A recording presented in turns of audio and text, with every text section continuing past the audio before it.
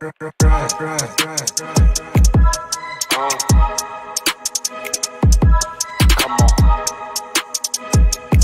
It's Fastbreaks.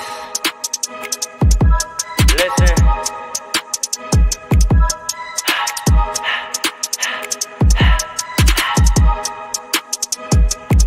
We back with another one. Fast breaks, yeah, we coming with the takes. Never early, never late, but we always push the pace, yeah. And we really study tape, y'all just view the highlights. Man, we really watching games, yeah. You just watch from the stands. We run 3-man weeks, Paul, Dre, and Allen, yeah. Way more than a fan. We got love for the game, we don't have to pretend. Got it out the mud like you get it off the glass. I'm the run the fast break, throw me the outlet. Yeah, we got it out the mud like you get it off the glass. Time to run the fast break, throw me the outlet. We on the break, it's fast break. We on the break, it's fast break. Let's go.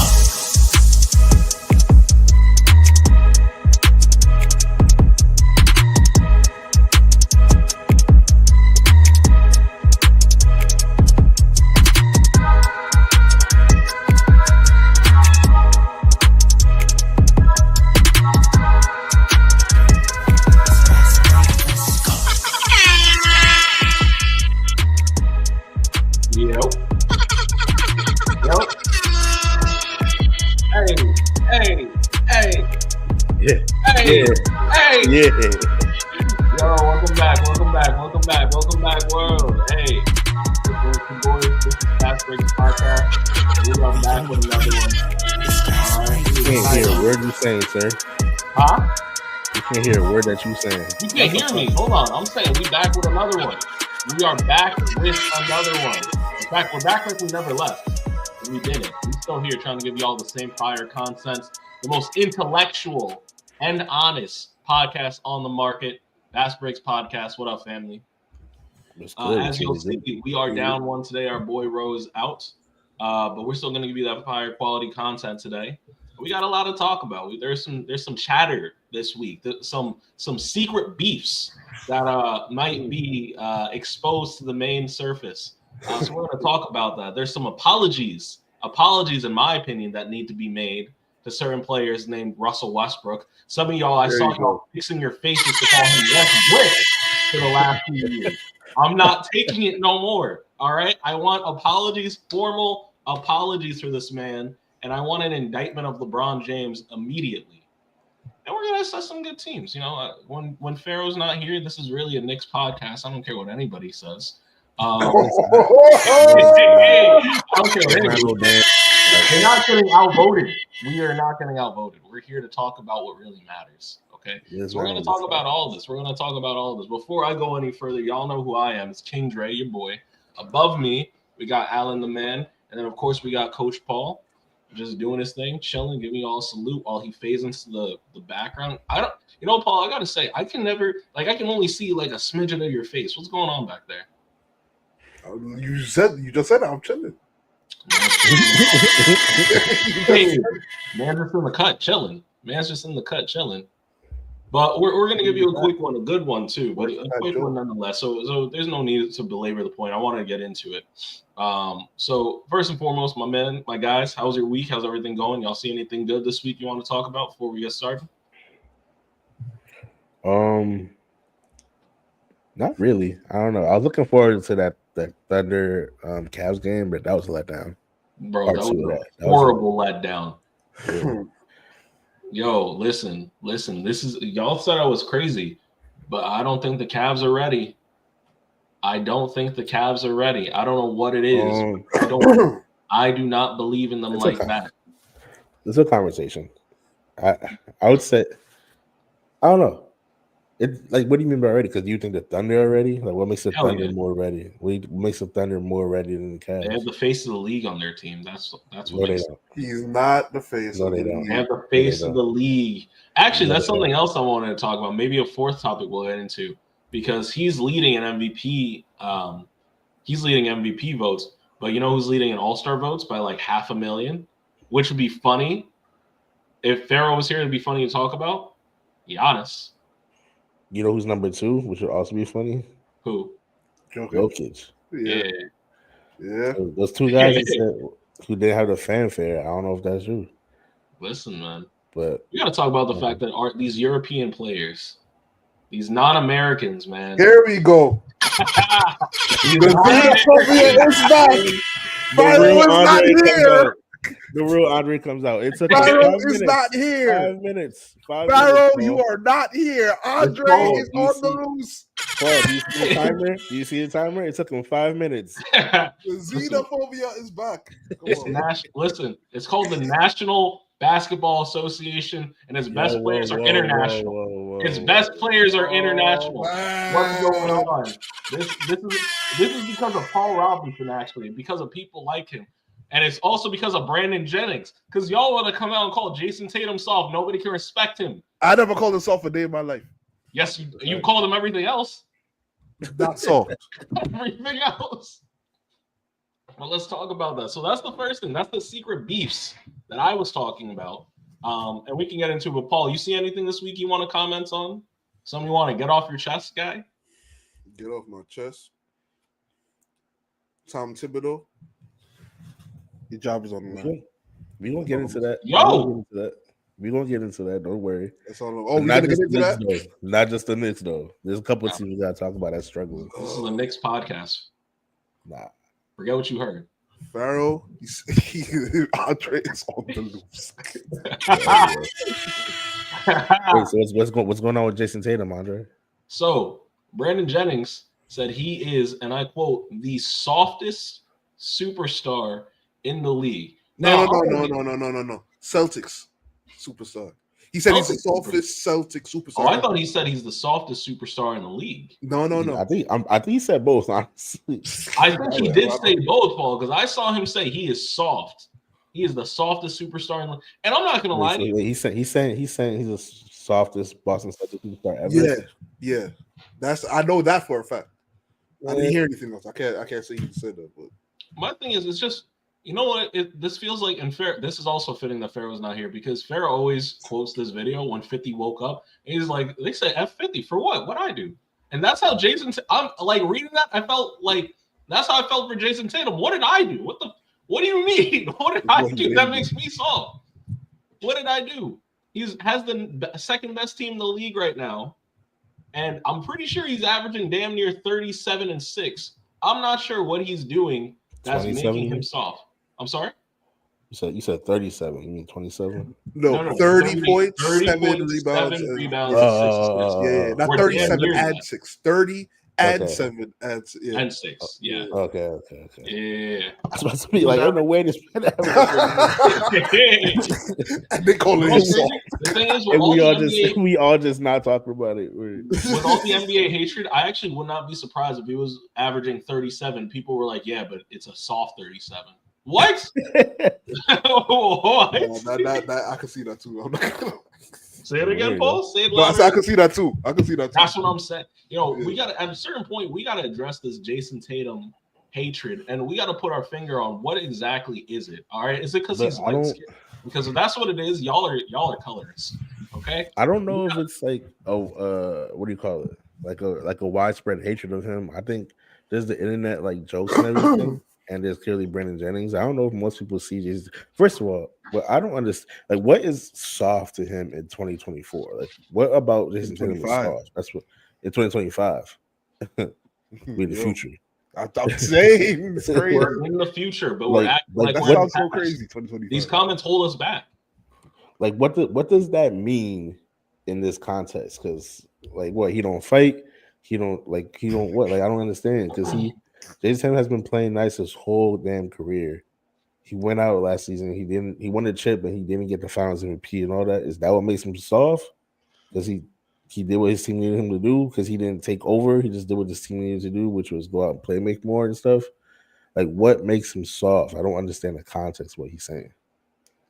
So here, go ahead. Not for nothing. I'm sorry. Just for a player that's never averaged over 19 points in his career. Or over 20 points in his career. Shut the fuck up. Yo, Andre is on the loose. Too many people be on God's good internet just saying nonsense for no reason and just coming out clickbait. Brandon Jason Jennings Tatum was nice. I don't appreciate that though. Huh? Brandon Jennings was nice. I don't appreciate that. You got to stop. Listen, listen. Some people are nice, but there are other people that are actually nice. They know what it really is. And there are other people that are fixing their face to talk about people who are not here and talking crap and saying things. Brandon Jennings is never going to have to go out on a court and defend this opinion. He can freely go on a podcast and say this, and whatever team he's on, because he's not on a team, by the way, is never going to catch any smoke for it. He's never going to have to feel the wrath of a Jason Tatum 50 ball because he's not on the court. And I wonder why that is. But he wants us to be out here talking about Jason Tatum soft. What does that even mean? I'm not a Jason Tatum apologist. I'm not like a Jason Tatum like fan per se, but I like him. He's good. And I think the hatred that he gets is honestly unmitigated. And it gets annoying when you get comments like this. Oh, he saw, like Alan was saying, it's honestly almost an ignorant statement. In fact, it might just be ignorant. All right. Here's what I gotta say about that. Right? So, as far as the soft word goes, in 2025, and it's been this way for a minute, people throw out the word. This is not just in basketball. This is in life. People throw out the word soft just because they're trying to emasculate you. Yeah, that's really what it comes down to. They just want to. They know as a man, if you are considered soft, you're considered less of a man. Right. So they use that to try and hurt you when they are just trying to hurt you, right? The same thing, not the same thing, but it's similar in the NBA or in basketball in general, right? When you are considered soft, you are considered either you run away from contact, right? Which nobody wants to get hit, but like there are times when it makes sense to embrace contact, to go forward, foot head first into the contact. There are referees to call fouls, right? But that's considered soft. But let me, put a button in that. How many times I don't recall Brandon Jennings ever being one of those guys I ever saw go get into contact or start fights or doing any of these things. So I hear what you're saying. No, you see, this is what the Brandon Jennings disrespect. I can't get with that. Brandon Jennings would embrace contact. He'll run into the paint, get leveled. Like Brandon Jennings. So you're telling me Jason Tatum's never going in the paint, getting leveled? I don't think he's soft. Believe it or not. Oh, I don't think. Let me tell you what's going on. You cut me off. Hold on. You're right. My fault. I told you before this started. You're gonna be surprised how I take. Look. So those are the things that people say or think of when you consider somebody soft mentally too. Like if you fall under pressure, right? You're considered soft, right? But honestly, most of the time, like in real life, this soft word gets used out of context a lot. Here's the problem. When I saw Brandon Jennings, the last conversation he had on Gil's Arena talk about Jason Tatum, I agreed with almost everything he was saying except for the word soft, which shows me he might have a personal vendetta against him, right? Because he's using the word out of context. But everything he said about him, I agreed with. He should have got the Finals MVP. I'm not saying he earned the award. I'm saying he didn't earn the award. That's what I'm saying. He didn't earn the award. And as the quote-unquote best player that everybody's saying he should be, you're supposed to get that award, right? But he did not play well enough to get that award. I don't care what anybody says. Listen, the numbers he put up, Josh Hart puts up those numbers daily. Let's really talk about it. I'm not even. I'm not lying at it. Wait a second. Wait. You know I'm not lying. You know I'm not lying. Look. You mean it? Hold on. You mean in the finals? In the finals, yes. Specifically in the finals, yes. Good. Keep going. Listen, Jaylen Brown. He was the best player, right? That's if Jason Tatum. Hold on. I'm sorry, Paul. Jason Tatum, just so we can give context, so we've been saying this for a minute. In the finals, Jason Tatum averaged 22, 8, and 7. On what field goal percent shooting? 37. Okay, thank you. So, like I was saying, Jaylen Brown was the best player. That's why he got the MVP, right? There was a hump that it seemed like Jason Tatum as a player had to get over. And he didn't get over it because he didn't even get the MVP. His team has got nicer than everybody else, right? Here's the thing, real quick. I'm about to be done, right? Mm-hmm. Brandon Jennings knows this. People who make fun of Jason Tatum and talk about he's softer, they know this. And the problem is they use the word soft, but that doesn't mean that he's soft. That just means that his team was just so nice that we didn't learn anything about Jason Tatum in that really about in those finals. And that's the problem right there. That's the problem right there. That's why people are saying he's soft. It's not that he's soft. They're using the wrong word because they're trying to insult him and critique him. But the right critique would be his team was nice. And we don't know if he's really, like I was saying last week in the last conversation, we don't know if he's really like that. We don't know if he's really in the conversation with the Giannis and the Jokic or even the SGAs now and all. We don't know. SGA and Jason Tatum might be like this right now because look at what he did in the finals. He did what he was supposed to do if your shot's not going in, but your shot was not going in. And your teammates was. Your teammate is dumb nice. Jason Tatum needs to get the Finals MVP.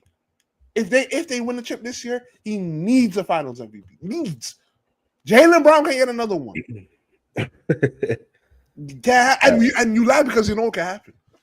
No, it could happen because Jaylen Brown is that nice. But my whole thing with all this is, like, I agree with you that the soft is out of context, and it does sound like he does have like what? Sorry. I just want to add some context to this because, and I'm sure the percentage might make a difference, but we don't talk about this enough. Jason Tatum averaged more points, rebounds, and assists in the finals than Jaylen Brown. I don't care because there you go. You shot bad. You shot horribly. But what? But like I said, Josh Hart does that, but we don't say Josh Hart is the best player on the team, do we? No, it's so different though. Because my point, it's mad different with Josh Hart. Really, it's so different. It's so different than Josh Hart. I'm sorry, I gotta. Jason Tatum, please. Jason Tatum is the engine on that. He like all the offense goes through. Josh Hart is the engine on the Knicks. No, he's not. Is he the engine? The heart of the Knicks, literally, but he's not the engine. Listen, when you get all these stats. Okay, right? And it's not but your stats not going in. You're comparable to Draymond Green. Listen. That's not what Jason Tatum was doing. Hold on. That is what he was doing because he couldn't shoot for most of the series. Here's the thing that doesn't make sense. So I said 37% before. I was wrong. It was closer to 39. It was 38.8%. That's what. So we can call that 39% on 22, 7.8. So 8 rebounds, 22, 8, and 7. Jaylen Brown averaged 20, 5, and 5 on 44%. That's only marginally. That's not marginal. 44%. Hold on. Look at if you look at game by game. 39. Hold on. That's a 5% increase. Hold on. That last game boosted Jason Tatum's stats a lot. If you look at it game by game, it wasn't even close. Jaylen Brown was the most. Jaylen Brown got the ball and got to work. And that is, and I understand the argument. Oh, he was allowed to because he wasn't the focal point of the defense. And blah blah. Getting buckets in the finals is not something everybody could do. Period. End of discussion.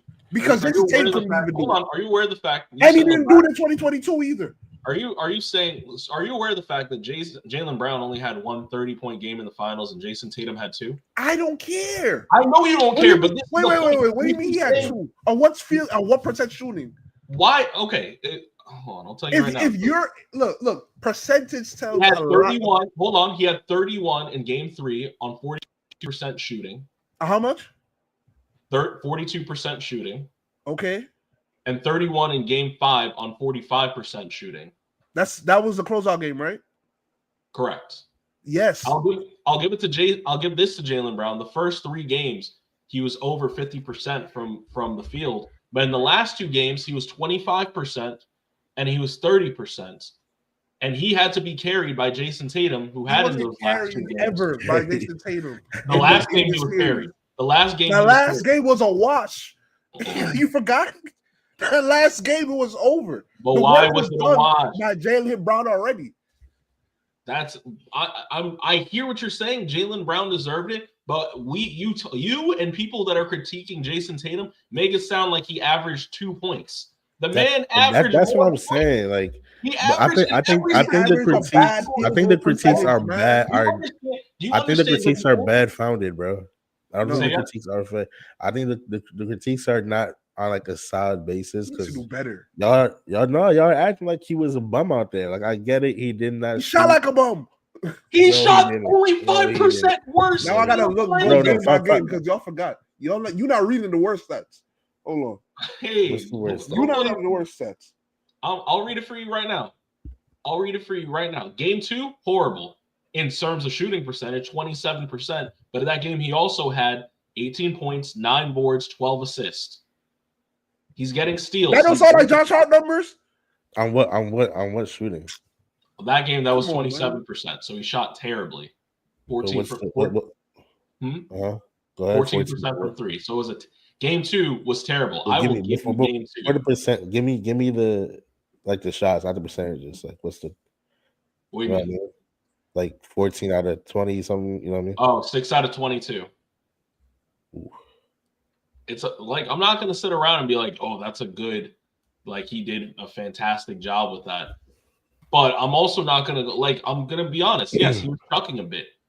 But also, he's leading your team in every statistical category. He gets my point is going to be he wasn't chucking. That's the thing. He wasn't chucking. He chucked game 2. He chucked game 2. That wasn't chucking. He was just missing shots. I remember specifically throughout the whole finals. I remember saying he's changing up his game a little. He's adjusting to the defense and doing what he's always been criticized for, which is he's not chucking them shots. He's driving. He's creating, which is what he was always criticized for. Correct. And he finally corrected that, and he did it. He was engineering that team, and everybody else around him played better because of it. And Jaylen Brown was able to cook, which is what you want, like your second. When you are being focused like that when you're being focused on like that, you want your second. No. You want your second guy to cook. Like this, everybody else played great because of that. Like he started that. So that's why I don't like that whole criticism and the narrative of him being soft because he had a double-double in 3 games, and he almost had in those same 3 games. He damn near had a triple-double. He's still getting blocks and assists. He's still getting steals. This is my point. I watched that Finals MVP, and I know that you look at the finals and stuff like, oh, this guy deserves it. But even just looking at the finals, I can't objectively say, aside from percentages, which is actually the only place that Jaylen Brown actually did better than him. I can't say Jaylen Brown objectively played better than Jason Tatum. And I certainly can't say for the entire playoffs that Jaylen Brown played better than Jason Tatum. No, I just can't. Let me say this. I could say Jaylen Brown, this is really quick. I could say Jaylen Brown played better than him, but I just don't understand why that is a criticism because Jason Tatum didn't play bad and literally just did what he had to do. I feel like no. When it came to it, yes, bro. Alan, hold on. If you could admit that Jaylen Brown played better than Jason Tatum, right? Mm-hmm. Right, you could admit that. But then look at the numbers that Jason Tatum put up, right? Could you not say that Jaylen Brown saved Jason Tatum? Because name another team where the best player could shoot that bad and still win a chip. Stephen Curry with the Warriors. When they got Kevin Durant, yeah. No, the first year he didn't win Finals MVPs. He had 2 bad games. He didn't shoot that badly though. He had 2 bad games. He was passive. He didn't shoot badly. Pull up the first There's year. A difference. I'm going to pull up the first year. Go ahead. because I remember that. But like that's my issue. Like if he's passive, that's one thing. I might agree with you. But being passive and not shooting well and then doing everything else well, I can't call that like I can't critique that the way you critique it. Game 2 for Stephen Curry in 2015, he shot 21% from. You're naming a bad game. Look, I'm not saying you can have a bad game, but when you have several bad games and then you're the player that everybody's saying is second to you is scoring like that, I don't want to hear it. Where are these several bad games that he's having? What you mean? First game he was 37% from 37.5% from the field. Bad. That's average. What? In the finals, that's average. No. This is where we disagree though, Paul, you and me, because I don't think shooting bad makes it a bad game. And I think that's where we disagree. No, listen. Hold on. Here's the problem, right? I'm using Josh Hart as an example for a reason. Can Josh Hart do what he does in the finals? Expectation. What? Can Josh Hart do what he regularly does on a day-to-day basis in the finals? I don't see why not. The problem is the Knicks got to get to the finals, right? So now, like I said, right? Expectations for Josh Hart. I love Josh Hart. Hold on. I know. Listen, expectations matter because with great expectation, look, he's the star, but he's putting up Josh Hart numbers, right? But he did what he was supposed to do if you're not shooting badly. I said that from the jump. However, he's supposed to be he's supposed to be the best player in the league.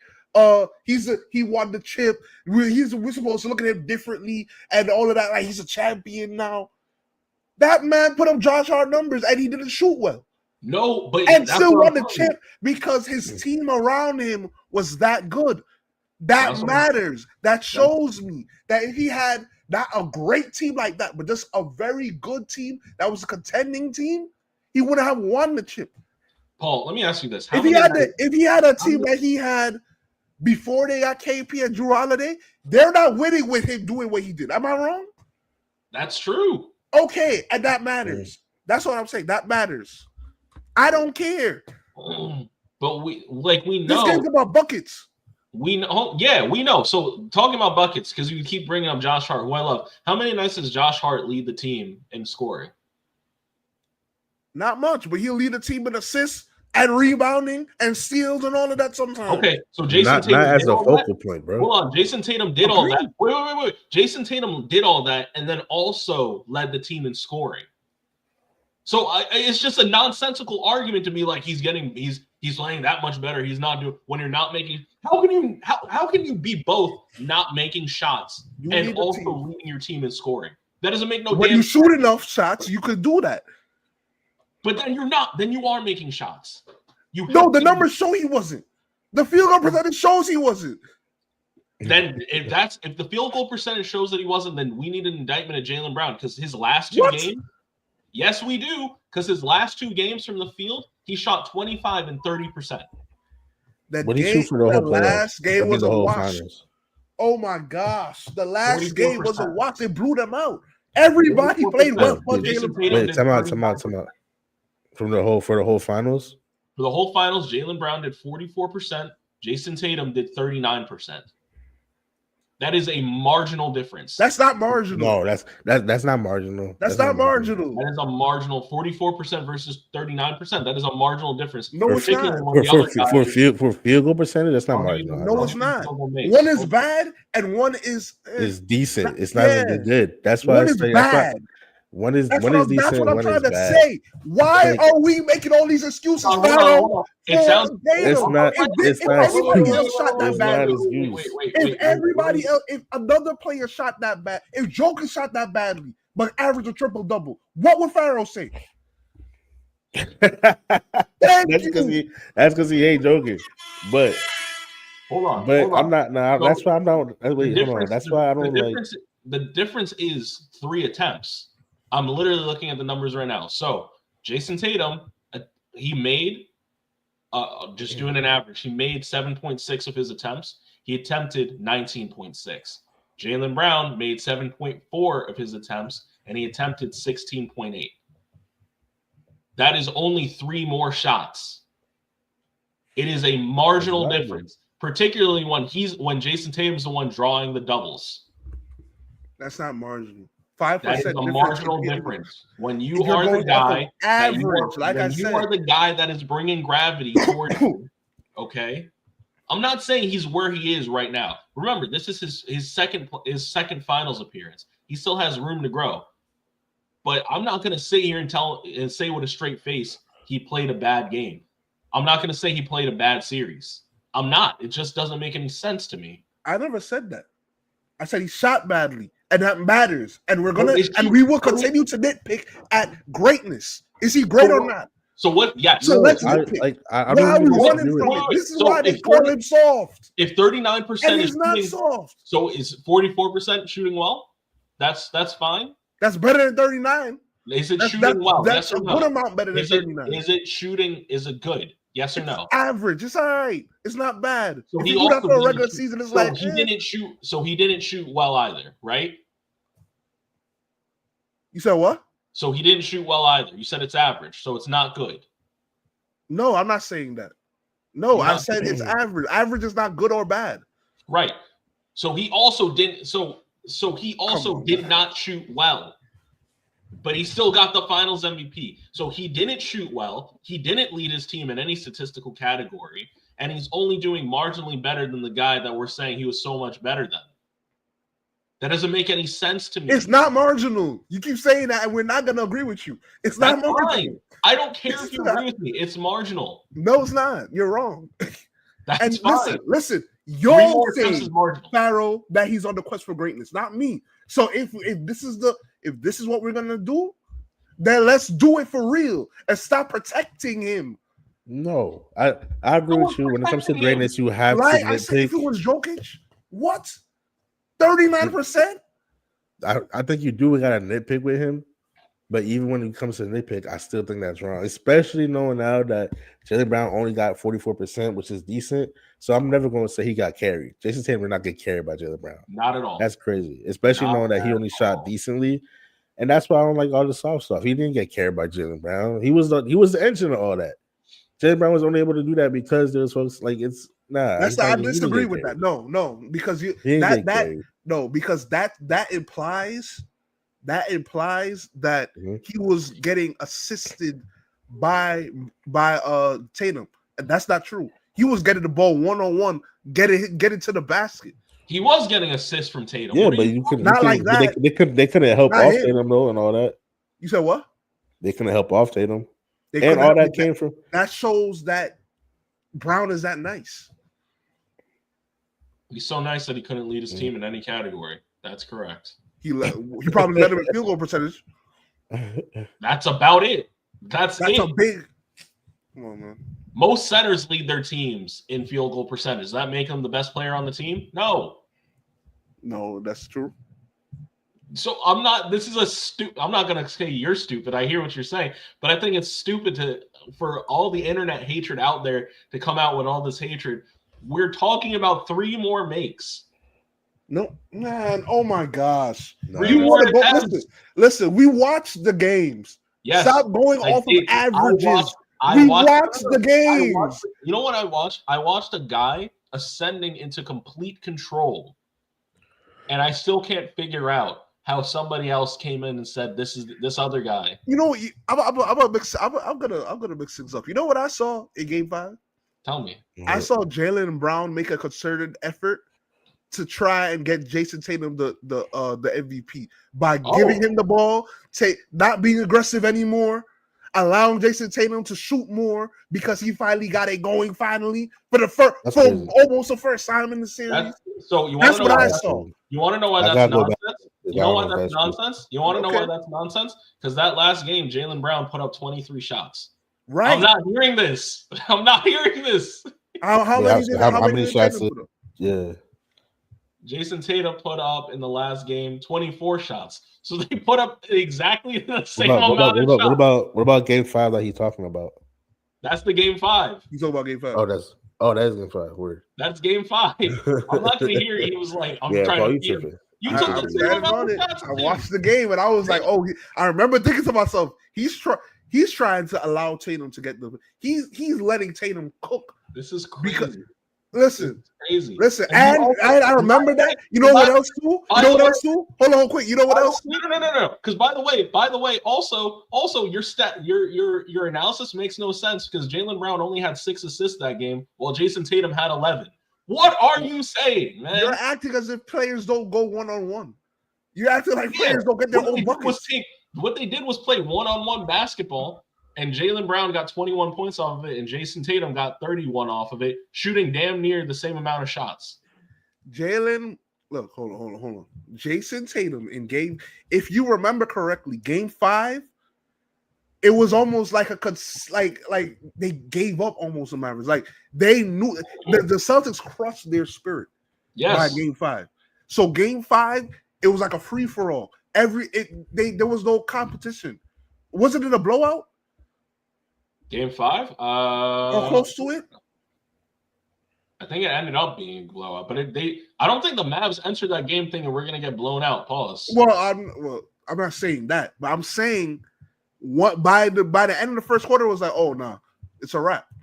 Give them the chip. And then Tatum said, "Oh, time to eat," like it was garbage time. Time to eat. That's what I remember. Nah. That's what I remember. No. Actually, again, your analysis is incorrect. How? So first quarter, it was 28-18, right? Who had 28? Celtics had 28. Okay. Second quarter, that's when the Celtics turned it up. They won 39. They dropped 39 versus 28 and violated. Then they chilled for the rest of the game. They only had 19. They only had 19 in quarter 3 and 20 in the fourth quarter. So this whole and then second half or that's when Jason Tatum turned. They started chilling the second quarter. They said, "Oh, these niggas have a chance." Forget that, and then violated. And it's not like the Mavericks weren't keeping up. They just couldn't keep up the first 2 quarters. They kept up. In fact, they outscored them the third and the fourth. But you're right. It didn't matter anymore. They got mollywopped the first 2 quarters. And Tatum was like, "Oh, let me get these points up. Let me get my point. Let me get my free percentage up. Let me get all of this up." And Brown was like, "You know what? Go ahead, bro." He game in aggressive. He did not say go ahead. He said go ahead, bro. You know what? Jaylen Brown was getting buckets in the meaningful games. You know what go ahead, bro means? That means I'm not going to take 23 shots. I'm going to take maybe 8 shots. They're going to be set corner shots. Maybe I'll get a dunk off and let my boy eat. I should have 12 assists. I should have all the rebounds. The game is more. That's not what happened. Listen. When you watch the game, just because the stats showed that it was only 22-20. When you watch the game, the type of shots Jaylen Brown was taking, he was chilling. I'm not saying that's an excuse for a bad game, but he was chilling and the game was done by halftime, like you admitted. Tatum needed game 5 to even be in the conversation, to get up to 39%. That doesn't make any sense. That literally doesn't make any sense when he already had a higher scoring game than him in game 3. That doesn't make any sense. I'll give you this. I said, but anyways, 2025, so we got to move on from this conversation. We can't be talking about last year's finals right now. That's a fact. You better get the finals MVP. I'm not hearing another word. But I'll say this. Let me say this. Going forward, I don't know. So if you wanted to say he was soft for deferring so much, even though he's leading the team in scoring in the finals, I don't say fine, sure. But I don't know. That being said, I don't know how you watch 2024 and 2025 season with the man averaging almost 30 a game. We don't care. He came back better. Why don't we care? Because when you get there, there are only 2 players in the league that are playing better than him right now. But he's that nice. So what?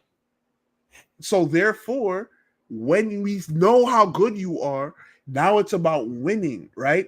And we saw that when you won last year, you weren't even the finals MVP. So now, are you going to get it this year? We're talking about you, Tatum, not the team. You. We're looking at Tatum. So is that what you think? If he's as great as everybody's, and he should be the face of the NBA like so many people, this is why he gets the criticism and scrutiny that he gets. No, he was getting the criticism before that. He's been getting the criticism honestly since year 2. No, he doesn't. No, yes, he was. No, he wasn't. Because people were making fun of, oh, he's one of Kobe's disciples. He does this, he does that. You know, like that's where the hatred started. It's the synonymous like nature of aligning himself with Kobe Bryant. That's where it started. And people want to say now, oh, we gotta hold him.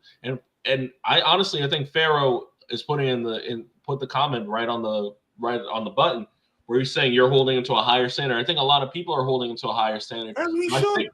My thing is, my question mark is how much higher of a standard can you hold him to when he's giving Finals MVP. But how much does he like? I'm reading. He needs to get more than 39% in the series, in the finals series. What are we talking about? That's horrible. Right. But that's horrible. I disagree with that being the sole determiner. That's the next level, though. That is the next level. That's ridiculous. How can No. I understand that that's the next level, but I'm still going back to the choice because when you're saying is 39%, but he's leading in everything versus he's 44% and leading in nothing, but that 44%, that's not a clear-cut finals MVP for me. So let's say this year, I want to ask you something. If he got it last year, he would have robbed Jaylen Brown. I knew he was going to get the finals MVP. Can I frame a narrative for you?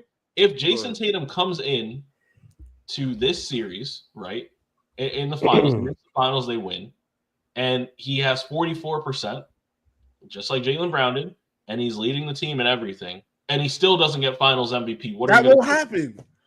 Oh, yeah? So that 5% made all the difference. They're trying to get him the finals MVP this year if he wins it. Who's they? The league? Yes. The voters, media members. Yes. Yeah. Yes. Maybe. Watch. If they get there. Maybe. But wait. What was the vote count? Do you remember? Was it like 4 to 5? It was 4 to 5, right? It could have very well been Jason Tatum got the finals MVP it was just all it took was one person to change their mind. Listen. So if he won the finals MVP still, like I said, there's a difference between one vote. Would your mind change about him or not? You say that again? If he just because the finals MVP vote, I believe, was just one person voting for Jason Tatum, Jaylen Brown, then Jason Tatum. Mm-hmm. If it went the other way and Jason Tatum won finals MVP, would your mind change about him? No. Doing the same thing, just one person voted the other way. Because I would have believed he robbed Jaylen Brown. Listen, for every statistic is not created equal. No, that's a fact. And when you watch the game, hold on. When we watch the games, right, and we gotta admit this, Jaylen Brown's points were way more impactful than the points that Jaylen Brown put up. Listen, I'm gonna say this, and this is the only thing that's gonna steer my vote away. Malika Andrews and Doris Burke both voted for Jason Tatum. I don't care what y'all saying. They know basketball. They be watching these games, and y'all out here hating. What was the total vote? What was the total vote? What was the total vote? Doris Burke says, man. Wait, what's the total vote number? Was it 4 to 5? It was 4 to 7. Oh, never mind then. I could have sworn I saw 4 to 5. It was Mike Curtis from Dallas Morning News, Vince Goodwell. I don't know who the hell that is. Come on. Sean Powell from NBA.com, and PJ Carlesimo. Oh, no, he voted for Jason Tatum. I'm sorry. PJ Carlesimo? Huh? Yo, PJ Carlesimo. PJ Carlesimo. Yo, come on. Former Nets coach. Come on, man. My son PJ, my fault. And Sam Paddock from shout out to, let me not say that. You know what I was about to say? What? Nah, what? Shout out to Latrell. You're evil. I forgot about that. We don't condone violence. I'm playing. Should have done that. What's wrong? He was wilding out. Latrell Sprewell was wilding out. What's wrong? That was mad fun. I forgot, but that even happened. Nah, I can't forget about that. Who is Mike Curtis? Who is Mike Curtis from Dallas Morning News? Why are you getting a vote? Because he's a Dallas media member, nigga. Don't try to diminish people's qualifications. That's what I'm trying to say. Like he's doing too much right now. He's a media Who member. is this? They're all media people. And who is Tim Bontemps? Bontemps. Nah, Tim Bontemps. Tim I Bontemps. know who that He's is, good. man. He's nice. I don't know He's who nice. that is. He's good. And he What's doesn't know he who I good? am either, so that's all right. But we just He works mention for people's ESPN. careers, man. Yeah, that's a I'm fact. just asking. I don't know. I know who Doris Burke is, and I listen to what she says. He knows basketball. Yeah. But anyway, All right, Drake. Wait. Hey. all right. So in conclusion, is Tatum soft? Nah. No, No, he's not soft. And I don't People know- using the wrong word. I need somebody to prove. I need someone to show me something that's gonna prove that he's soft, man. I don't Ben, understand. listen. Brandon Jennings, I rock He's a with you, hater. but you definitely have some personal vendetta against Is a Jason hater. Tatum and Donovan Mitchell. Let me find Wait, out. Donovan Mitchell too? What was Donovan he Mitchell. saying? You listen to what he said about Donovan Mitchell. I'm He not went- tapped in. I he don't went- know. He said 10 times worse things about Donovan Mitchell. Said For he right real? now. Yes. For what? Yo, what is his? Yo, give me. Yo, what is His his personal, beef, bro? that's what I'm trying to say. He's not. Listen, he's not old. He's What like the is the youngest beef? one Let me on find out. on Let the me tell you podcast. On the something. show. Let me find out. This has something to do with LMA. Oh, listen to Let me this now. find Look out at this this. has Nah, something to do with Gordon, LMA. you wildin'. Gordon, you wildin'. Look at Gordon, this. you Look at wildin'. this. Come on. Kyrie Irving. Ah! Nah, Gordon, you wildin'. Hey, that's a Kyrie Nets fan, Irving? Alan. Kyrie Irving is I one of the know. That's greatest what I'm saying. He closers. wildin'. Kyrie Irving is one of the greatest closers in NBA history. You're not don't know- lying, bro. That's No, that's they crazy. probably both took his word. That might actually be true. That's what I was thinking, but like, you really gonna sit up there on the TV and say all that all the time because of that? If Yeah. anything, if we're being real, if anything that makes you soft, nigga, like, Yo! Yo, yo, if anything, bro. let me find out this has something to do with LMA and Coco Jones. I don't want to hear Maybe, nothing like- else about this. All Bro, right? if anything, you on TV crying, doing all this because of that? Come that's on, crazy. man. Sounds like Shamik Moore. What are we Come on, talking son. about? What we doing here? Man, What we sounds doing like here? Come on, Shamik bro. Moore. What are we talking about? About to get the They Spider took Verse. your work. You want to be mad? Like, come on, man. About to get the Spider Verse discontinued with this BS attitude. Leave Haley alone, man. I'm bringing other pop culture into this, but It's probably that. I'm not gonna lie. It could be that. it has If to it's be. that, if it's that, you really You're the soft soft. one. I'm not gonna You're hold you. soft. I'm not gonna hold I you. rock with Brandon Jennings, man. He was nice, man. Did Brandon Jennings ever even play against either of those players? Of course he did. He's Of not course that he did. old. He could I still think he was probably on play in the league. Was he on the Knicks when Jason Tatum got drafted? Probably. Maybe. 2018. He might be. Yeah, He might be 2017, young enough to still be His playing. last active year is 2017, 2018. Mm-hmm. And Jason Tatum was drafted what year?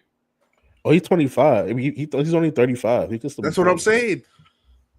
That's what I'm saying. He's like he definitely played against these guys, bro. Okay, now I'm really not gonna lie. You met. They took your work and you 35 while they only. Nah, that's what's going on. Come on, man. Come on. I'm not saying. I'm not going. Yeah, I'm not Come on, man. I'm not Come going. on, there, man. man. You know what I'm saying? He might not have juice like that. So he's crying up there on the TV. He's crying up there to Gilbert Arenas. What are you talking about? Generational hate. Generational hate mean generational hate. They don't got truth tellers up there. That's why y'all got to tap into Fast Breaks. We be telling y'all the truth.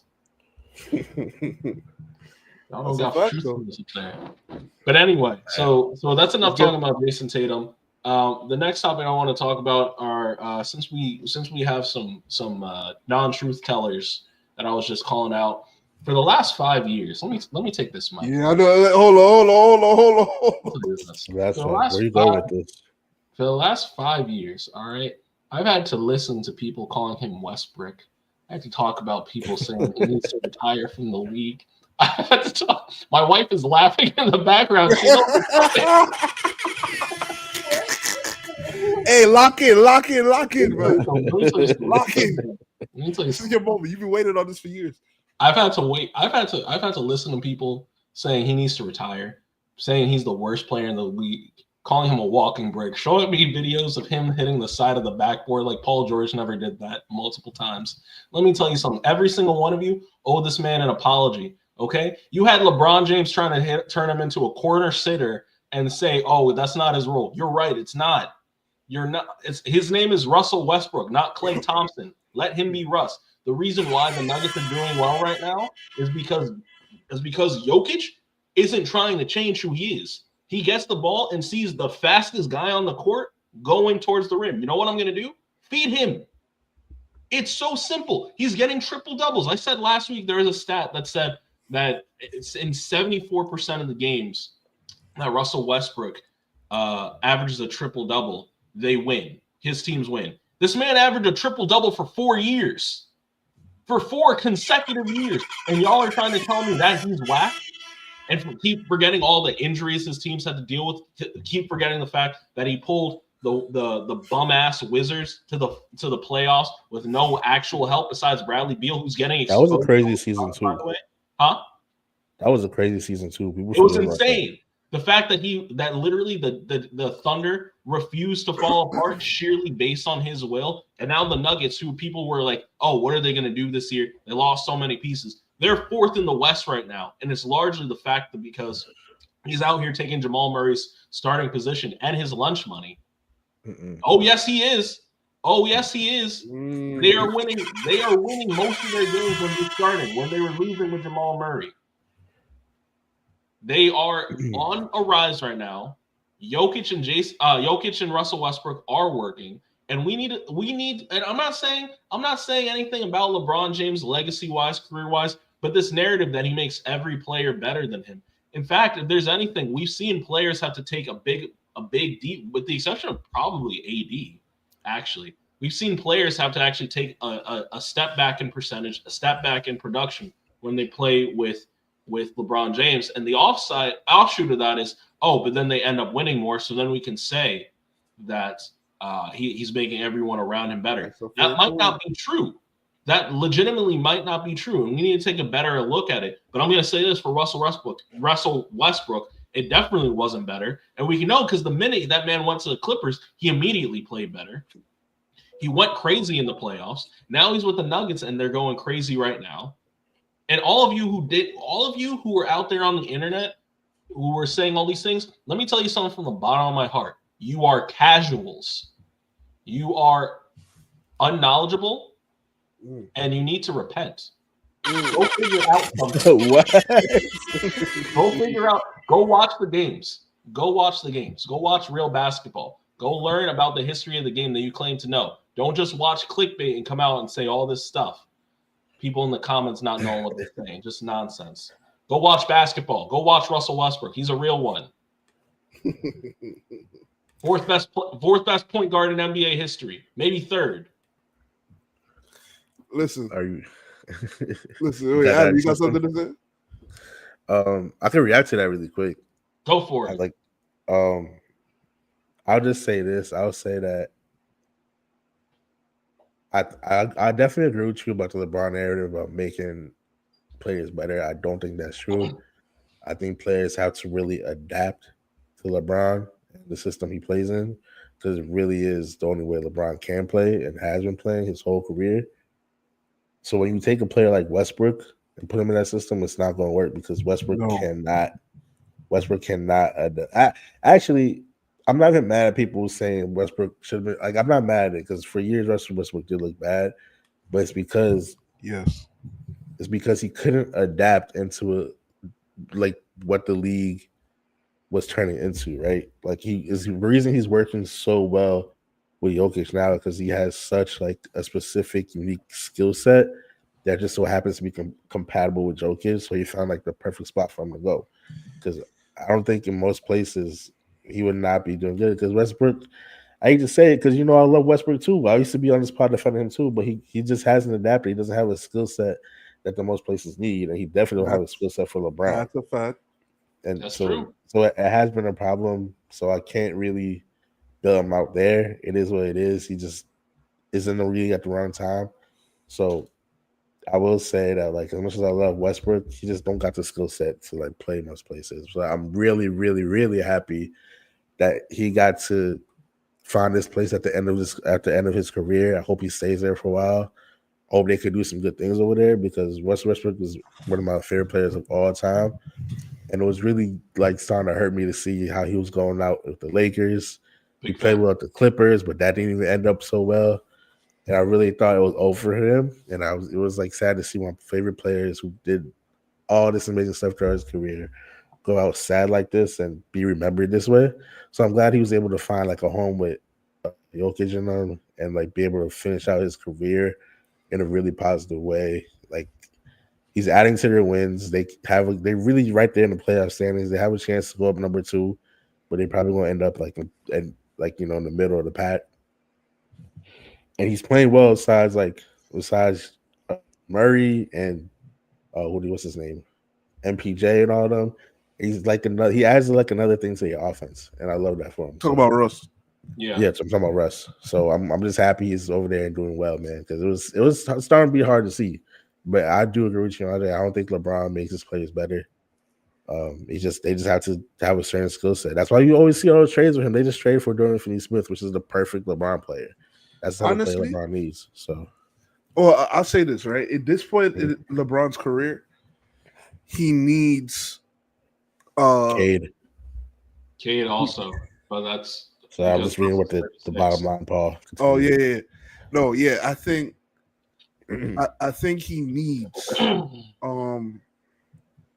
like players that can get their own buckets and like he needs right now he needs 2013 JR, not 2018 JR. If you understand what I'm saying. LeBron. Yeah. Okay. He needs players that could handle a loaded off like an Austin Reeves, right? So 40 last night, by the way. Yes, we know. We were reminded by the Laker fan, and we see the Laker fan going crazy. But listen, I'm just saying that that's kind of like a narrative as far as for his career up until he got to the Lakers, right? So I agree with that. Now, as far as let me say this quick. If you got 2 guys averaging a triple-double on a team, we got to start reevaluating the triple-double. I'm not going to hold you. I'm sorry. I'm sorry. That's crazy. They're not averaging it, though.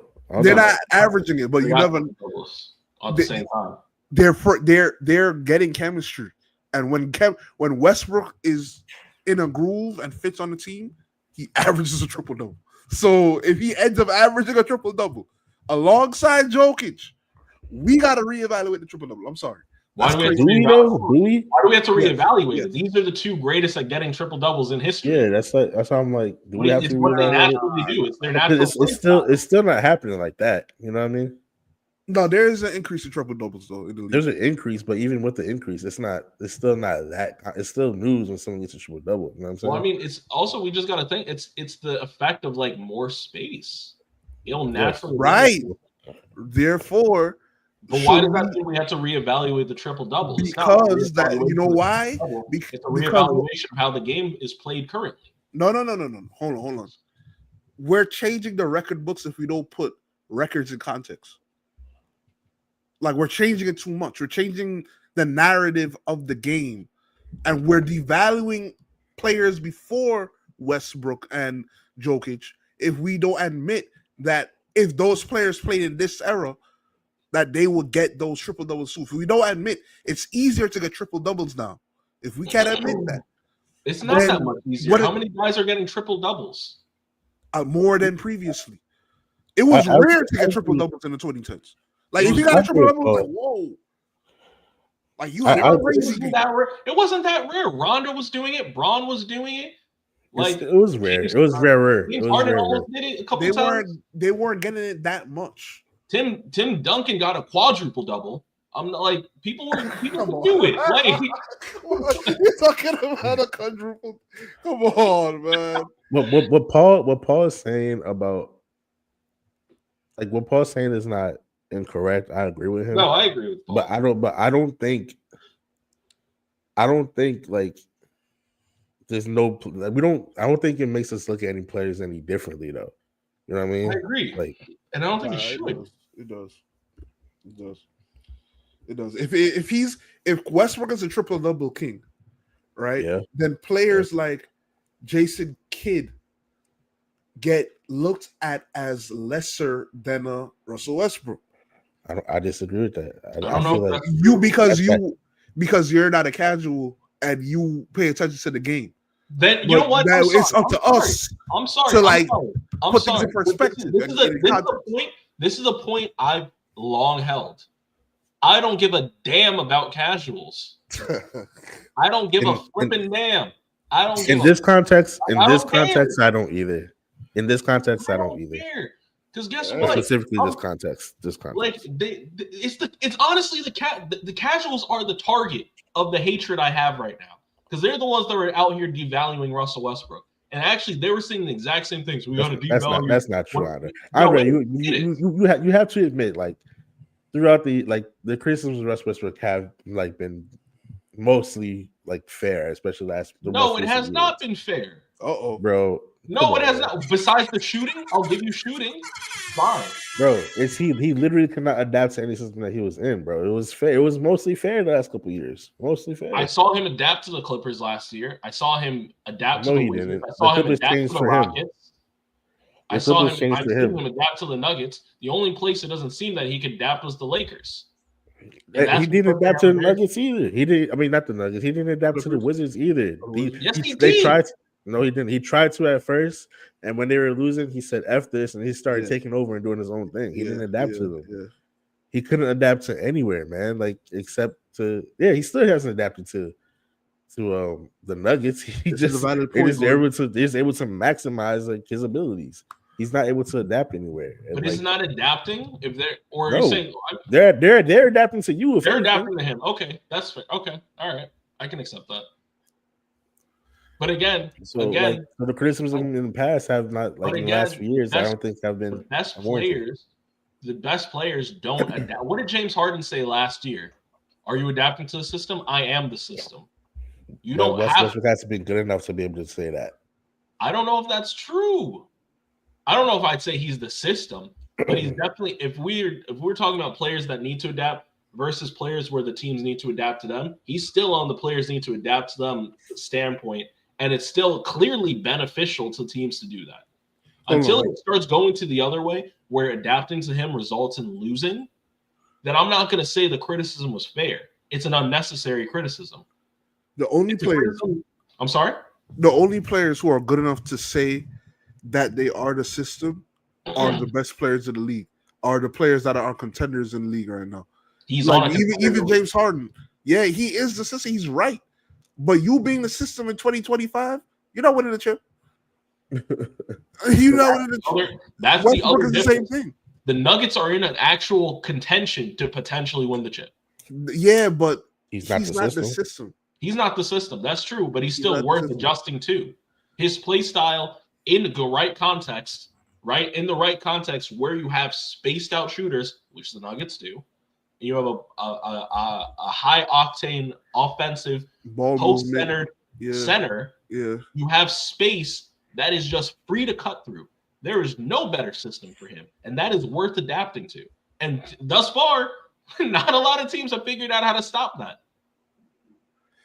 Listen, the Nuggets are an enigma because we forget if the Nuggets are good enough, they could go all the way. That's the type. That's what I'm talking about. Like that's how good Jokic is.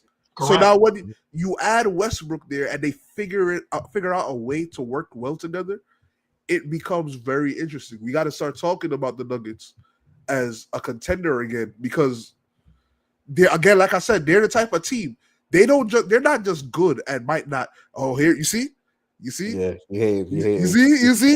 comments. You see, like this is the thing. It's interesting. Wait, I missed what was the first comment? Look at the comments. Look at the comments. My one criticism. I don't have YouTube comments. I only see the one. You can't see the comments. No, hold on. Let me go. Look at the screen. Look at the screen, man. On your screen. I'm looking at no, they cannot. Yes, that's what we're reacting to. Yeah, that's yes. Oh, he's bugging. And if he was here, he can call in right now. You're bugging out.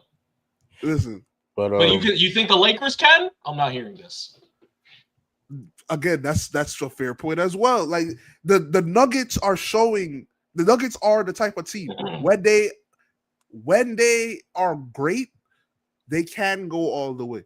So we can't act like just because they have Jokic and he's that nice. So it's something that I'm gonna watch more Nuggets games because I gave up on the Nuggets. I'm not gonna lie, but then when I've seen they won like 9 out of the last like 12 games or something like that. They've been going crazy. Yeah, I got to start watching them again. I'm gonna start watching them again. Jamal Murray, has Jamal Murray picked it up yet? He started picking up. Last game they had a couple of days ago, he had like 39 or something. He started picking up. Yeah, forget Austin Reeves. You're talking about Jamal Murray. That's funny. If Jamal Murray gets back to what he was and is capable of doing, they're very dangerous. Yeah. They're interesting. The Thunder, if Chet doesn't come back healthy, the Nuggets have a real shot to take out the Thunder in the finals, in the playoffs. The Thunder ain't proved nothing. You got to talk about the Thunder. The Thunder ain't proved nothing. They're just nice. I mean, they haven't done anything. They're really nice though. They're really like they're scary. They've only lost 7 games this whole season. They're scary. I agree. But you know what's really good about them? That's all I could say. Which I didn't really expect coming into the season. At least they are mad nice defensively as well. It's not just they are. They can play. They are scary defensively. When you have a big guard. Like they're literally 6'6", 6'6", 6'7", 6'9". When Chet comes back 7'1", they are a big team. Everybody is fast. Everybody is strong. Everybody can play defense. A team full of two-ways. Something I've been begging for in 2K, man. And I know it's only the regular season, but every time I see them on TV play like good teams or like close games, they always play well in the fourth quarter defensively. Yes. And that's what's really important. I know it's only regular season, but to me, that sticks out really big for a team that's so young. Why, right? Except that the NBA Cup game against the Bucks. That was only arguably the biggest game they played. Yeah. So I'm not mad at you for saying that, Paul, because that was the only time they didn't do what I just said. Yep. So I ain't too mad at your take, Paul, but they are nice. If they won the chip, that wouldn't surprise me. If they didn't win the chip, that wouldn't surprise me either. That's fair. But if they did win the chip, like there's a lot of this is another important year in basketball because whoever wins the chip this year, yes. You don't even know what he's going to say. I don't care.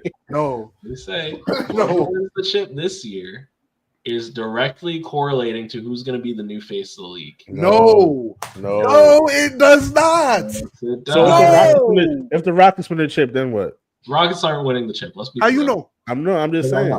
The Rockets aren't ready. The Thunder might get a grave, like God forbid, but the Thunder might get a grave injury in 2 weeks. What happens then?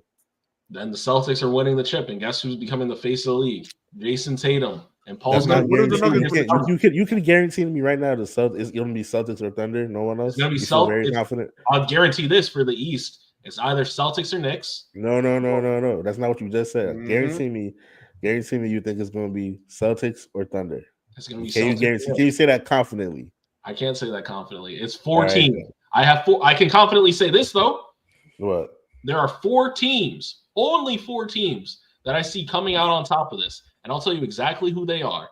It's the Celtics, it's the Knicks, it's the Thunder, and it's the Nuggets. That's it. And I don't think Memphis got a shot? Teams. I'm sorry? Memphis? Forget Memphis. Forget about Memphis. Forget Memphis, man. Forget about Ja. Forget the Rockets. You think the Cavs have no shot? I don't believe in them.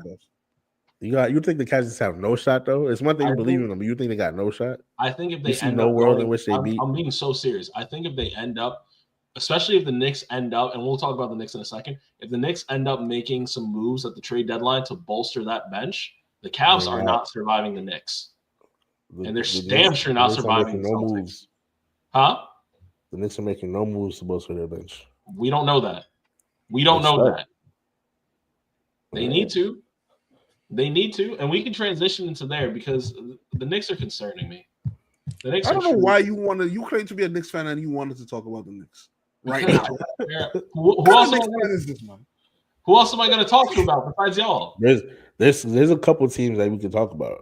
Let's can talk put about it in the chat. This is not on this podcast. We don't want to talk about the Knicks. Who else do you want to talk about? No, we could talk about. Let's say really quick. What's concerning you about the Knicks? Because I have some thoughts about the Knicks too. Right now, Cat's injured. But keep it quick. Right now, Cat's injured, and our best players averaging over 40 minutes a game and are getting run into the dirt and are getting tired. And this is the same thing we dealt with last year. And that's why by the second round, we literally ran out of players to throw. Like, we actually ran out of players to throw at the Pacers. They didn't beat us. We just got hurt. Everybody got hurt. And that's what I'm saying. I don't know a team that can actually beat us thus far. All I know is that we have players that are getting run into the ground and are getting injured, and we need to solve that issue. Tom Thibodeau, you gotta fix this. You cannot run Jalen Brunson into the ground and expect him to give you 30 plus in the playoffs. It's just not gonna work. We have to fix something here. That's my concern. Yeah, that's pretty much my concern too. Paul, you said something earlier in the pod. You said something about Tom Thibodeau from his job starting line. His job is on the line. And like, I agree, dog. Like, at this point, the Knicks are obviously like win now contention.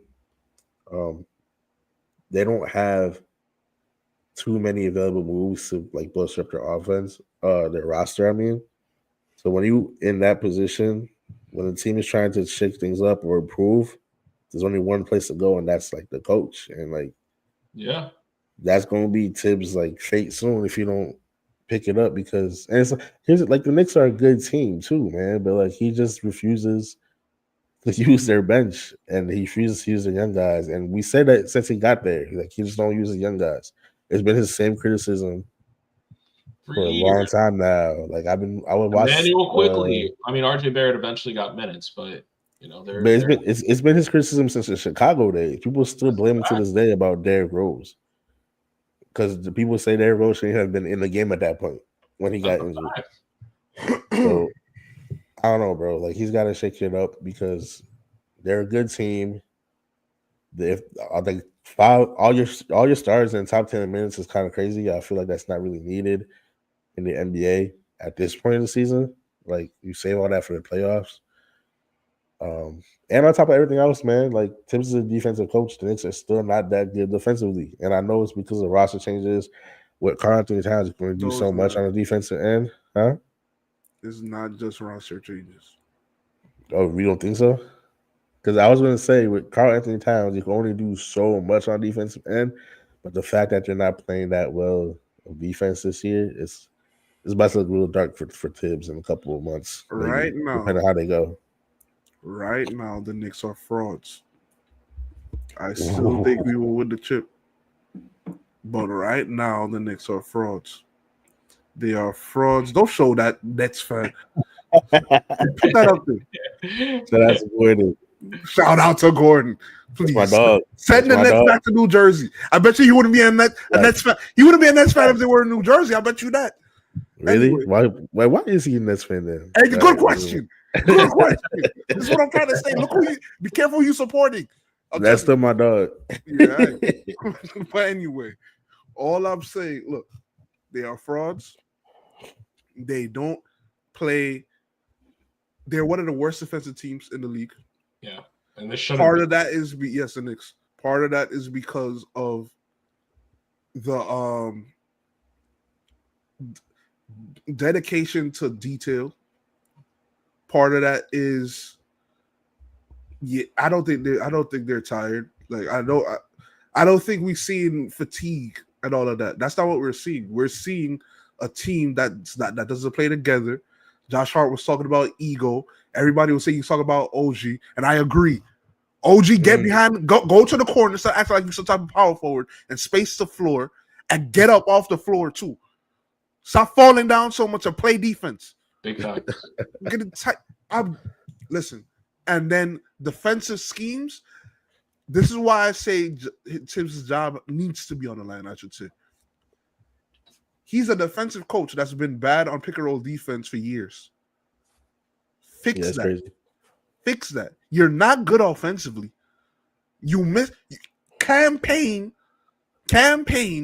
dropped had 18 points in a quarter and didn't play till the end of the third quarter. In the second quarter, early in the second, he had 18 points in the quarter and it didn't play again until the end of the third. That's ridiculous. You know why? Because he's stubborn, bro. Because he has the rotations in his head and he doesn't deviate. no matter Too what. stubborn. That's crazy. Austin Reeves did the same thing. He had 22 points in a quarter or something like that. In when what is this, like 2 years ago? And then he didn't see the game until the end of the fourth or something like that. Because this is how he has the rotations in his head. He doesn't go based off what he likes to say. The game tells Austin you Reeves. Not Austin Reeves. Sorry, Austin Rivers. Austin Rivers. Okay. Yeah. A few years ago when he was on the Knicks. He likes to say the game shows you or tells you what you need to do. But he doesn't listen to the game himself. He's talking about the players. He doesn't listen to the game himself. So unless he change, and this is the last thing I'm going to say. We have one of the best rosters the Knicks franchise has ever had. Ever. We have one of the best rosters in the league. We have players on the bench he's not playing as well. So when you talk about chips, we may never, ever in the history of this franchise and going forward ever have a team like that this good again. For these few years, this is as good as it's going to get, and it doesn't need to get any better. What we need is somebody to get them on point. We need leadership, and I don't know if it's on the court. I don't know if it's in the locker room. I don't know where. We need the leaders to start putting foot on necks right now and saying this is unacceptable because we are supposed to be better than this. Defensively, we're supposed to be better than this. Offensively, we've been regressing a little bit. I'm not saying anymore. I told you I didn't want to talk about the Knicks. I love this. I love this take because they can get better. They can get better. But they need to get better because it's not a given. They will. If Thibodeau gets, it's time to get uncomfortable. If Thibodeau gets canned, who do you see coming in to fix this offense and fix the defense? Listen, right Monty Williams. Listen. It doesn't. We don't need some type of like superstar. We need somebody who's going to come in who has a clue offensively, right? Just a clue, which is most of these coaches anyway, and who will update their defensive mentality. Because right now, Tibbs is cool with giving up open threes. He's shown you they double a lot, giving up open threes. They play drop, giving up open threes. They do things to prioritize protecting the paint at all costs and giving up open threes, as if the three can't kill you now. It's 2025. Right. He needs to wake up, Tibbs. I want to make like a quick, mostly unrelated point. This is not much to do with like Tibbs, but because you asked the question like, who do you think is going to replace him? Don't say Steve Nash. No. I'm just going to say like I'm starting to see like this trend of. And I think they're all been European coaches who are European who didn't play, but specifically have had like a career in like coaching. They've built their career literally just on coaching. Yes. And they tend to do a good job. I fear that this is going to become like the major trend in the league because you got the dude up in Toronto who's been pretty good overall. I can't pronounce his name. You got the Thunder coach who's doing amazing. It has been since he got there.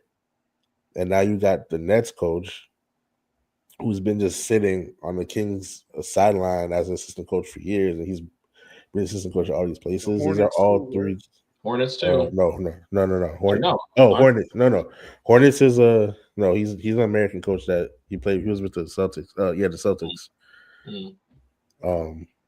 But there's this trend of coaches I think is about to become popular because they've all been like pretty successful so far.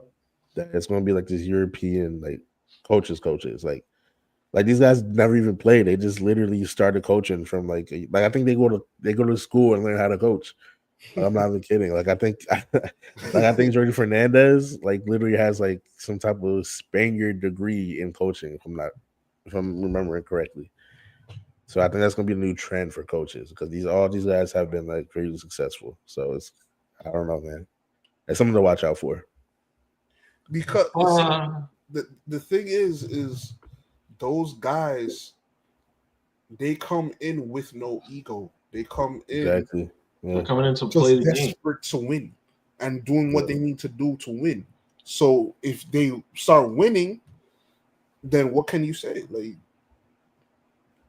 good job. Like, keep going. Like, and then you have teams like the Nets and other teams that are looking for these type of guys. Well, they're making a good name for themselves. I can't be mad at that.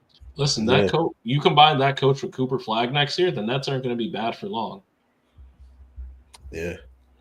The Nets are winning too much to get Cooper. I'm not even gonna lie. I'm not gonna lie. I'll be watching it. You know what we had to do the other day for the Jazz game? I don't know if y'all saw that, but the Jazz game versus the Nets game, that was a tank off. Both teams like rested bad players. It was kind of crazy. I saw the disrespect. Was Adam Silver watching? Huh? Yeah. Was Adam Silver watching? He probably was. I'm sure they both got fined. Turn a blind eye to that one, huh? Okay. Yeah, he knows that's not the one that gets the people watching. So but he's supposed to be finding these type of teams. That's correct. What's going on? Right. That's correct. What is that? These are fraudulent moves. He's supposed to get fined. Jazz and Nets, fine all of them, man.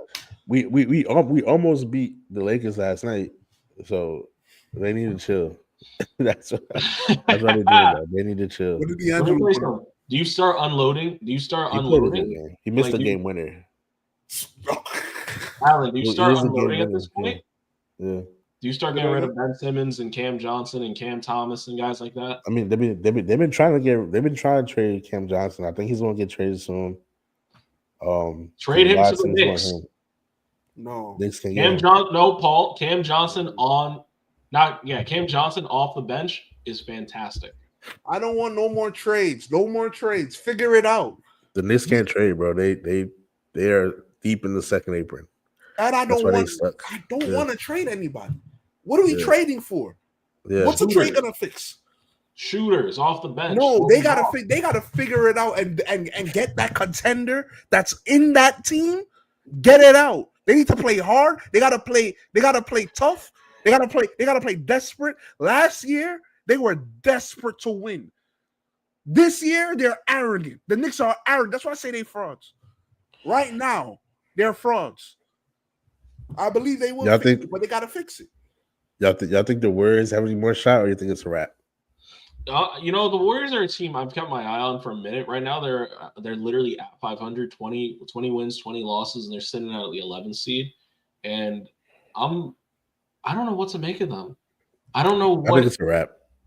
I think it might be, which is so sad because Steph Curry he could play this well for another 3, 4, 5 years maybe. And they're not doing nothing with him. Steve Kerr might need to get fired. 10. You think he can play for 10 more years? I think LeBron got 5 more years. I think Curry got 10. LeBron doesn't act like these guys. we act like these guys going anytime soon. Listen, it's over. It's over. This conversation we had last week about how these guys are the face of the league for too long. Well, guess what? They're gonna guess what? You're gonna be 40 years old and still watching Curry. I'm telling you right now. I don't know if Curry gonna be playing that long though. You think he's gonna be? He said it the other day. He's like, I can't do this forever. They're not gonna be back forever. The thing is, he's not trying to either. He's tired, man. Like he's got 4 chips already. He's got 4 chips. Now here's the thing: like, if you're a Steph Curry or if you're the Golden State Warriors. Like he's never gonna leave, so you gotta move him. Yeah, if you want him. Don't take that for granted. He's probably never gonna leave. And there's few places he can go into the league. He can go not few, because there are teams he can go to right now that if he finds some way to force himself to the Nuggets, they're the contender for the next 10 years. Like if he finds, but it's unrealistic. And under the second apron, a lot of teams aren't going to be able to move him or get him. So he's probably stuck on the Warriors. And that team, I don't know what else they can do. Like, Buddy Hield is trash right now. Andrew Wiggins is trash right now. Draymond Green, all his highlights are fights. Like, they don't have a center. They got nothing. they got no juice. I think they got nothing in the pantry. I think they could retool and get good. Look, man. Yeah. When I say it's over, I meant like this season. I think even this season, I think they need to make some trades. I think they're afraid to make the trades. They have to make the trades. Cam think Johnson again. He's another name that helps. Who? He's a name. Cam Johnson. He's a name that he can help out a lot of teams. Honestly, he's a great player. He's a great addition to a lot. But see, the Nets got to be careful though, because you trade for players, and you end up like 500, and then it's like, then well, you might as well just cut everybody. You know what I mean? Like, if they want Cooper Flag, they got to be careful, because if they get Andrew Wiggins over there, like, he's still an NBA player. You know Andrew Wiggins and D'Lo actually would be fire. You see what I'm saying? Like, that's like that team might be at least. It's just one-on-one basketball. It's gonna be some nights they're gonna be ass, but other nights they're gonna be like they might put up 50 points together. You gotta understand. You got teams like the Jazz and the Wizards out there. So it's like if you want Cooper Flag, you gotta start losing some more if you're the Nets, man. I'm sorry. Like, They have been. Yeah. I think they finally got. I feel like they finally got it. They finally stopped trying to win games. Huh? Okay. It's time to tank. It's time. But, now, let me ask you something, because this is funny. Ben Simmons for Draymond Green, is that an upgrade? You can't trade Draymond though. You traded Draymond for the Warriors? Yeah. I'm crazy. No, that's crazy. Not for Ben Simmons. You can't do that. No, Ben Simmons is whack. You can't. If If you're trading Draymond, you gotta make the team significantly better. If you're trading Draymond. Yeah, that's you gotta get more for Draymond. Yeah. What moves can the Warriors realistically make? I think they Wiggins. For who? We gotta look. It's tough. There's no. That's why I think this season. I don't take that. What is it? My son Gordon out here talking about violence. Let's go. But Draymond. I don't think there's a move that they can make to like really make this season like turn around. That's why I think this season is kind of. This season's a wash. So what are their problems? They're ass. One, I don't think they have enough talent. Like Curry's the best player on the team, right? Like, who's the second best? Like, that's a huge drop off. Andrew Wiggins. Best player is? Andrew Wiggins as your second best plair is problematic. Yeah, that's crazy. They don't have He's a bum. They don't have enough offense like that. And Curry's in a. If I remember correctly, he's kind of like in a down year. He's not even averaging like who? What he really averaged. Curry, I think he's not even averaging. He's down. Yeah, I think so, like, your offense is really suffering. Yeah, he's averaging 23, 5, and 6. I think that they don't play hard enough on the defensive end. I think offensively, outside of Curry, they don't have anybody who's consistent enough. You know what I'm saying? But I think these are things that they could fix to be better. You understand? First of all, where is Kevon Looney? In and out. Like, so why is this guy starting that they got? I don't know. That's a good question. Where's Kevon Looney? Bro, they're hiding that man. I'm telling you. I haven't seen him play all year. Steve Kerr has secret beef with players on his team. Jonathan Kuminga. I can believe that. I'm not gonna hold you. Jonathan Kuminga. I can believe that. Like did some.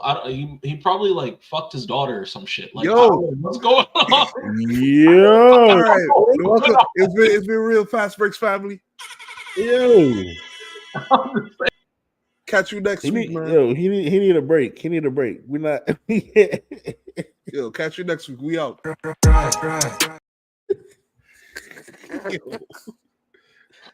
Yo, sir, you good?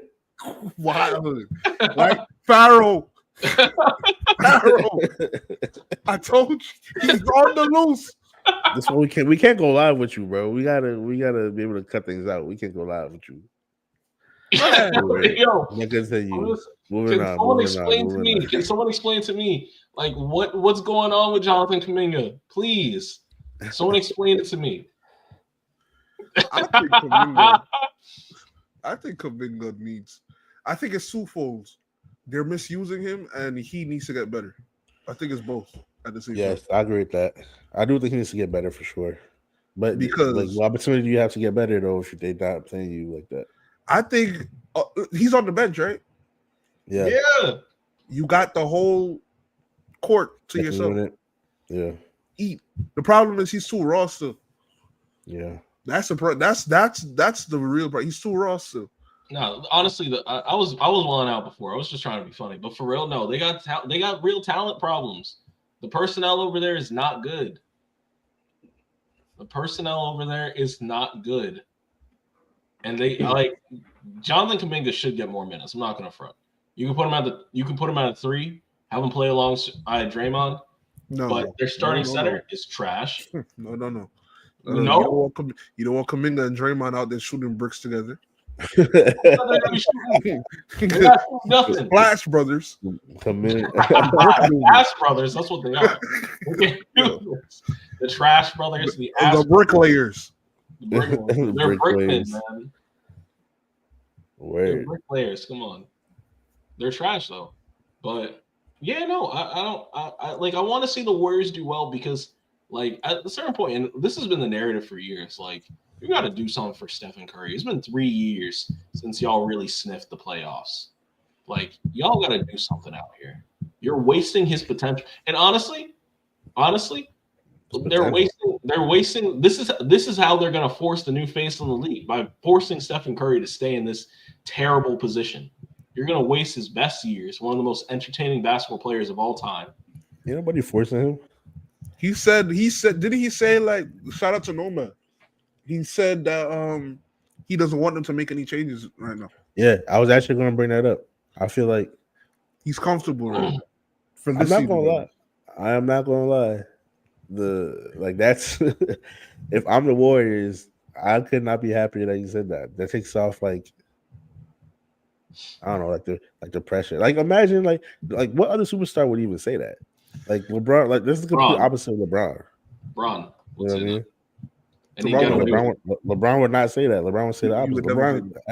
LeBron has been, huh? That's true. LeBron wouldn't say that. LeBron would never say that. LeBron has done the complete opposite of that.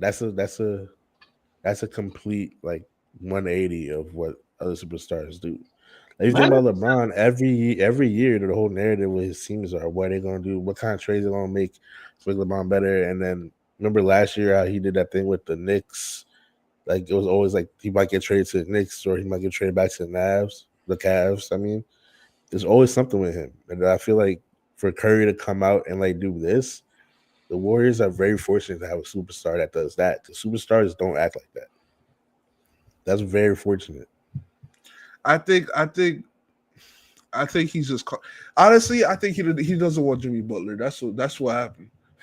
He does. Yeah, I think Stephen Curry doesn't want Jimmy Butler on this team. So that's a good point. Because Jimmy Butler might low key be a detriment, high key be a detriment. He will help them.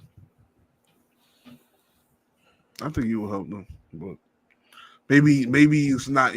I don't think he will help them enough to win a chip. So maybe that started off. So anyway, so are there any other teams in trouble that y'all want to talk about? I don't really think so. Not really. Not trouble, but the Celtics could be a little bit better. But I just think we talked about the Celtics already today, but I just think they just don't have. I think that after what do you call it? They call it like a hangover, a championship hangover. I feel like that is starting to happen with them, but I think they'll kick you back up soon. I don't even think it's that. I think it's just a dog days of the NBA. Yeah, because they started off hot too. Like so I think that's all it is. All right. And everybody wants to beat them. Everybody gets exactly. They get everybody's A game. I think as bad as the Knicks are playing right now, they will beat the Celtics right now. Right now, well, we got a game coming up in February. Yes, I know. I'm not excited about that. You know why? Because I wanted to beat them while beating other teams too. I wanted to be hot going into that game. Well, we still have time. We still have time, but they got to figure it out. I'm tired of hearing we still got time because we're gonna still have time until we don't. Right. Which is why they need the urgency. That's what happens. Even if they gotta fire Tibbs before the All-Star game, do it. You said they gotta fire Tibbs? Even if they gotta wake them up. This is unacceptable. This is not a roster issue with them. It's not a roster issue. This is scheme. This is heart. This is will to win. This is fix it. Fix it. Go on a 10, 15 game winning streak. Fix it. Listen, we'll see. I want to see him do it, but we'll see. We will see. But I think for now, this is where I think this is a good place to leave it because we have more conversation to have. We're getting closer to All-Star break. We're getting closer to seeing the All-Star game in the second half of the season where we're going to see a lot of teams turn up. Hopefully, we're also getting close to the end of the trade deadline, which means we will potentially see more moves happening. We forgot to talk about this, actually. Jimmy Butler said he's back. What's there to talk about? Jimmy Butler says he's back. So is the drama with him over? No. His suspension ended. He had a 7-game suspension. He's literally back. So that was so unnecessary. Man. Yeah, he's just trolling. He's a troll. Putting out a whole statement. He's a troll. But at a point, you got to be like, I'm tired. I'm tired and I don't want to do this no more. I don't know if that's where Pat Riley is right now. I'm tired of him.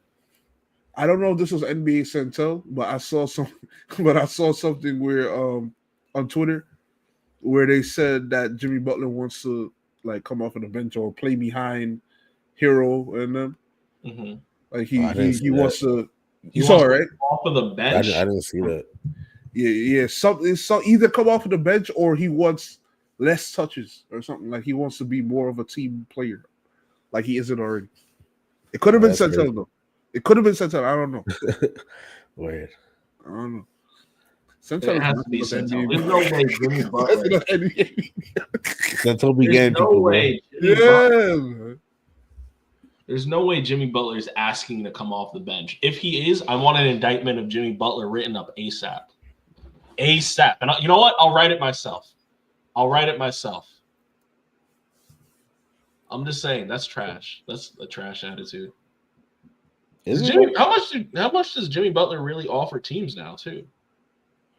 Like, I still think he's nice, man. We think he's nice. I still think he's nice. I still think he's nice. He can still. Jimmy Butler could literally go out there and still win you playoff series, not even just games. He can still win you a whole series. I think he's nice. So where if he moves off Miami and they move off of him, I should say. Excuse me. How many situations we went over it, but how many situations does he realistically wind up in that are conducive for both him and the team? Oh, you trying to? I think Memphis. Okay, we could close out with this, but I think Memphis would be the absolute perfect place for him. But he's not trying to go there apparently, and I cannot rack my mind why. He must got beef with someone on that team or something because I don't understand why they ruled that out as an option. Jasmine Bain. If that is in fact true. We got to talk about that John Morant after the whistle. Oh, yes. On Wemby. He literally said, "That was crazy." I'm not gonna lie. I don't know. I don't know if he would have finished it if it was before the whistle. But you think Wemby would have tried harder to block it? Wemby just had his hands up because he heard the whistle. Yeah. But and then he saw John Morant running at him last night. Like, what's going on here? He probably was shit. You probably was like, "Whoa." The whistle has been blown. Where That's are you a good going? point. That's a good point. You're the first person I heard made that point. That's a good point. I'm not mad. Saying, but I'll say this. You know Wemby's the type to swing. Wemby also got dunked on. Yes. What's their center's name in Memphis? Huh? What's their center's name in Memphis? JJJ. No. Zach Edey. Zach Edey. He dunked on Wemby last night, and there was no whistle. Did they really? Well, yeah, but see, he's 7'2". Yeah. He's almost Wemby's height. He's almost Wemby's height. He's like 7'4". Yeah, that's different. We talk about that's the sort of thing too. People like him because he's huge. Pause. I said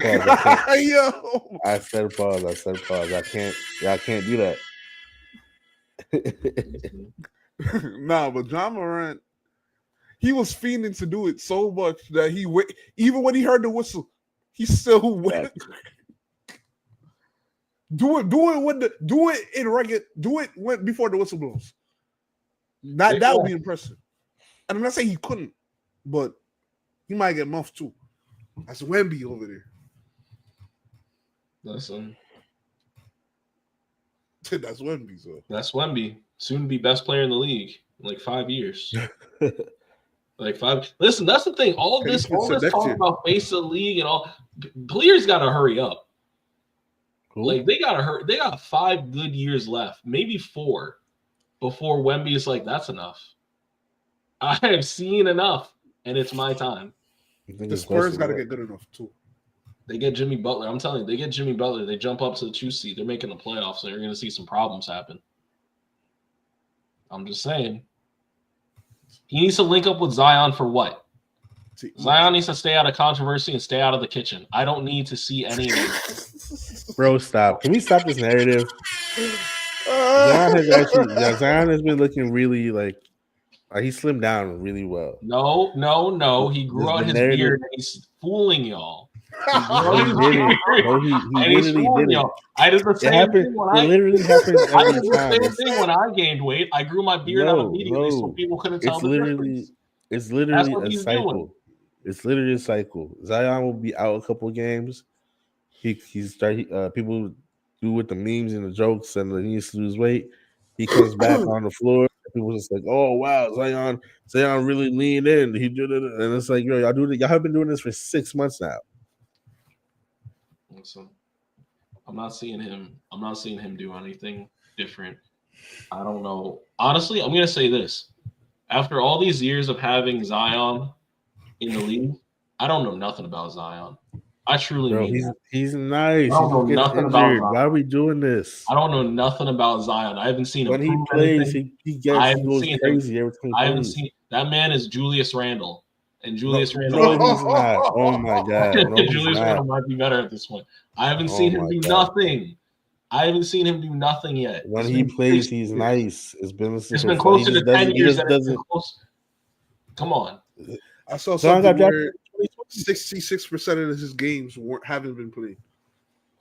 I get that. So if you want to talk about his injury and that he gets hurt too much, that's fine. But people act like when he's on the floor, he's not nice. He's nice when he's on the floor. It's just he's never on the floor. You just said he was Julius Randle. He's Julius Randle. Julius Randle was nice on the Knicks until That's the true. playoffs. Julius Randle was nice on the Knicks. He only played. He's Julius Randle in this sense. He's only nice when it doesn't matter. Ooh! Yeah, I ain't seen him. I ain't seen him. I like that. I ain't seen him. Julius Randle, that's true. I knew you. Julius Randle, that's true. Julius Randle, that's true. Yeah. But I'm gonna say in the games that did matter with Zion, the playing game before he got injured, he was nice, and that is what it is. I don't know if we've seen him in the playoff game yet, but that last playing game, he got hurt in the fourth quarter or something like that. He was nice that whole game. He almost won them that playing game. Zion is near unguardable, man. That's what I'm saying, dog. Like people act like he's not that when he plays, but he's just injured a lot. But why is he injured? Same thing with Kawhi. Let's get these Clippers fans in the comments angry. When Kawhi is healthy, he's the most unguardable player in the league. When Kawhi is healthy, he's easily the most unguardable player in the league, and he's also the number one lockup in the league. Like Kawhi, a healthy Kawhi is the best player in the league, like legitimately. He's up there. He's close. You're not way off there. I've seen that man put together one of the greatest finals performances. Kawhi got to retire is crazy. These casuals, they say anything. I'm playing. Well, let's get out of here, man. All right, let's go before I say something else. Fastbreaks family, thanks for joining us. I'm sorry for how I was today. I'm not that sorry, but I'm a little bit sorry. We'll catch y'all next week. Peace. Peace out.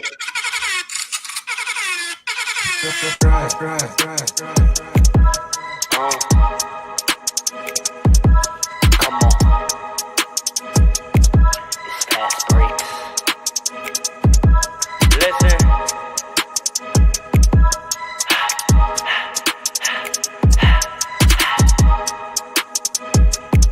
We back with another one.